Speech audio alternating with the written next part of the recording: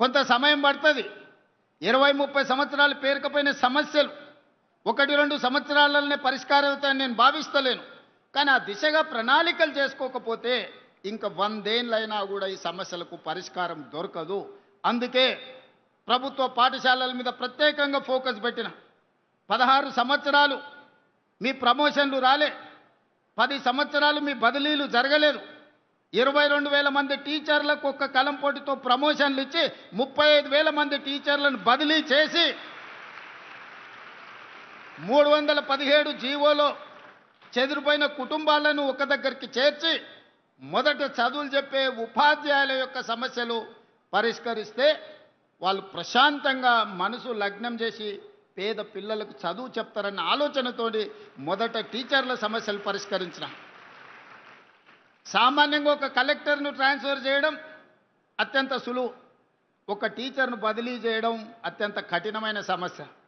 ఎందుకంటే టీచర్లు చాలా చైతన్యం ఉండి రకరకాల లీగల్ లిటిగేషన్స్ సృష్టించగలిగిన తెలివితేటలు టీచర్లకు ఉన్నాయి, సంఘాలు బలంగా ఉన్నాయి. కానీ మేము చేసిన బదిలీలో, మేము ఇచ్చిన ప్రమోషన్లలో చిన్న లిటిగేషన్ లేకుండా 100% టీచర్లు ముందుకొచ్చి ఈ ప్రభుత్వం ఒక మంచి ఉద్దేశంతో ఈ చర్యలు చేపట్టింది, మేము సంపూర్ణంగా అండగా నిలబడ్డామని చెప్పి టీచర్లు వచ్చారు. ఈరోజు 1,00,000కు పైగా ఉన్న టీచర్లు, దాదాపుగా 30,000 కోట్ల రూపాయల బడ్జెట్ మన తెలంగాణ విద్యార్థుల యొక్క భవిష్యత్తు తీర్చిదిద్దడానికి నిరంతరం పనిచేస్తున్నారు. దీనికి మా టీచర్లు కష్టపడుతున్నారు. ఫలితాలు కూడా మనం చూసినాం.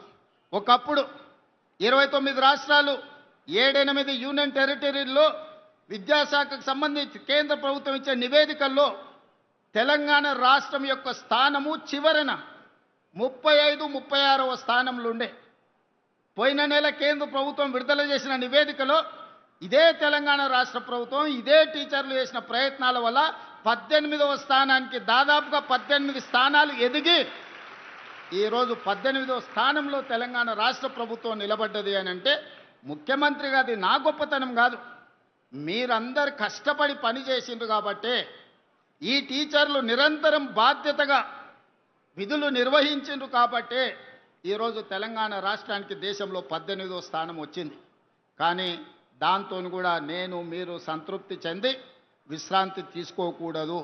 మొదటి 2 స్థానాలలో 1వ స్థానమో 2వ స్థానంలో తెలంగాణ రాష్ట్రాన్ని నిలబెట్టే వరకు మా టీచర్లు నిరంతరం పనిచేయాల్సిందిగా మా టీచర్ సోదరిమణులకు నేను విజ్ఞప్తి చేస్తున్నాను.